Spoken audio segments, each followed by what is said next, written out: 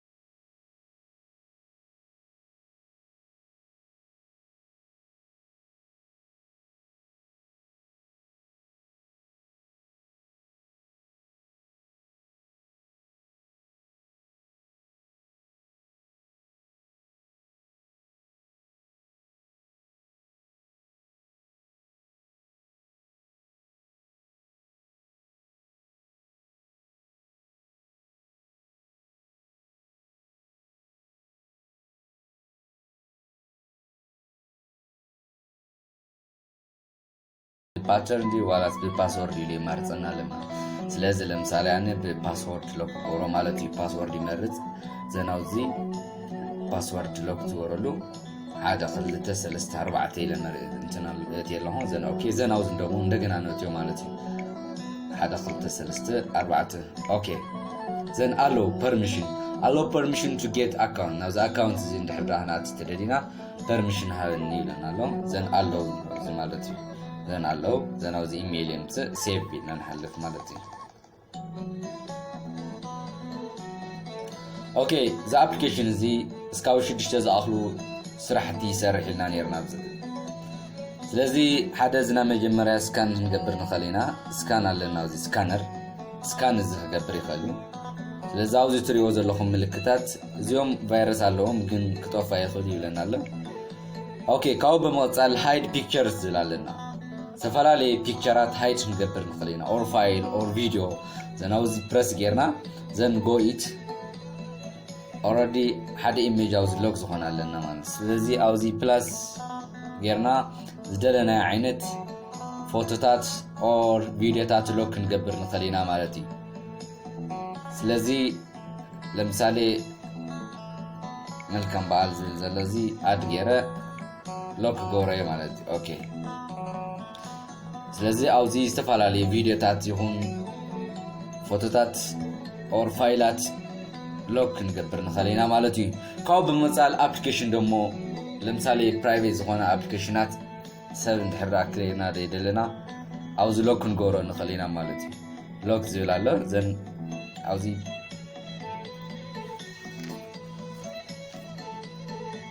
permission enable now ይብናል ዘን አውዚ enable ንጎሮ ማለት እዩ ዘን ጎይት ዘን አውዚ ኦፍ ስለዘሎ ኦን ንጎሮ ማለት እዩ ኦን ኦኬ ዘን ናው ሎክ ንመለስ ዘን አውዚ حز ለምሳሌ አነ ጋላሪ ኦር አልበመይ ማን መስክሬለ እንደሕራ ዘይደለኹ ዘን አውዚ ኦፕን ይጎሮ ማለት እዩ ኦልሬዲ ሎክድ ገረ ያለው ማለት እዩ ኦኬ ካው በመጻል ፋይል ክሊን ገረልና ይኽእል ቫይረስ ተጠውዑ ፋይላት ክሊን ገረልና ይኽእል አውዚ ክሊን ዝልዘሎ ክሊን ጎሮ ንኸሊና ማለት ኢቭን ስቶሬጅ ሜሬና እዩ ክንደይ ስቶሬጅ ከም ዘለዎ ክንደይ ፍሪ ከም ዘለዎ አውዚ ሬና ማለት እዩ ኦኬ ካው በመጻል ደሞ ብሬክ ኢን አለርት ዝራለና እዚ ታይ ማለት እዩ ሰጋጌ ፓስወርድ ኦር ሰብ እንድሕዳ ዝምክረልና ተኾይኑ አለርት ንኽገብረና ማለት እዩ ዘን ካልእ ታይሎ ስራሕ ክሊን ቡስተር ማለት ቡስ ይገብር ስለዚህ እዚ አፕሊኬሽን እዚ ብጣዕሚ አዝዩ ብሉጽ ዝኾነ ኦር ጣዕሚ ዝኾነ አፕሊኬሽን እዩ ተጠቅሙሉ ካው በመጻል እዚ አፕሊኬሽን እዚ እንድሕዳ ሰብ ከጥፈልና እንድሕር ዘይደለና አውዚ ሰለስተ ነጥብጣብ ምልክት ዘሎ ክሊክ ንገብር ዘን ሴቲንግ ኣለና አውዚ ሴቲንግ ናት ዘን አውዚ ፕሪቨንት አን ኢንስቶለር ሰባት ሓደ ሰባት አን ኢንስቶል ንኸይጎርዎ እዚ አፕሊኬሽን እዚ ታይ ንጎሮ አውዚ ሎክ ንጎሮ ኦር አክቲቬት ንጎሮ ማለት አክቲቬት ዘን አውዚ አብ አድሚኒስትሬተር ሞቲ ፐርሚሽን ይጥያናለ ዘን አክቲቬት ኦልሬዲ አክቲቭ ስለዚህ እዚ አፕሊኬሽን እዚ ማንም ሰብ ሞቲው አን ኢንስቶል ጎራ ይፈልግ ኦኬ ዘን አውዚ ጀነራል ዝላለ ሎክ ታይፑ ፊንገርፕሪንት ሎክ ንጎሮ ንኸሊና ቼንጅ ፓስዋርድ ብዙሓት ዓይነታት እንትን ኣለዎ ማለት እዩ ኦኬ ካው በመጻል ለምሳሌ እዚ አፕሊኬሽን እዚ ሰባት ክሪና እንድሕዳ ዘይደለና ናይ ባዕሉ ዝኾነ ሴቲንግ ኣለዎ ማለት እዚ አይከን ሃይድ ክንጎሮ ንኸሊና ማለት ስለዚ ኣብዚ ሰለስተ ነጥብጣብ ምልክት ናቲ አይከን ሃይድ ዝብል ኣለና ዘን ኣብዚ ክሊክ ንጎሮ